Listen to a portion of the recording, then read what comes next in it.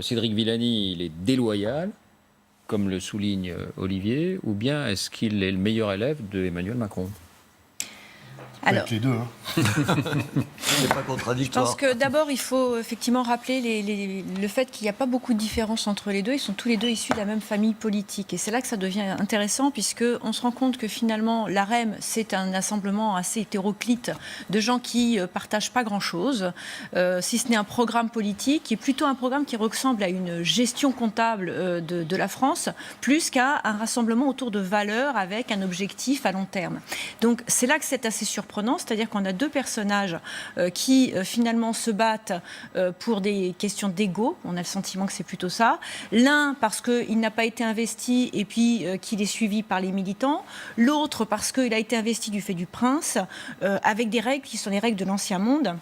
Et c'est là vraiment qu'il faut insister. Quand vous dites règles de l'Ancien Monde, pourquoi ? Parce que la procédure était verrouillée ? La procédure était verrouillée, finalement ça vient d'en haut, l'avis des militants, tout le monde s'en fiche. Et je vous rappelle que c'est pas la première fois que ça arrive à l'AREM, ce genre de scission. C'est déjà arrivé au mois d'octobre 2017, où il y a une centaine de militants qui sont sortis en disant, de toute façon, l'AREM, c'est un pouvoir centralisateur, autoritaire, on conteste le mode de fonctionnement, et de ce fait, les militants sont partis, ils se sont D'où la éclatés un peu question sur partout. le défi posé à Emmanuel Macron. Si Emmanuel Macron lui-même a choisi Benjamin Griveaux et a verrouillé la procédure. Le problème d'Emmanuel Macron, c'est qu'il s'investit personnellement dans ses investitures. C'est une erreur politique.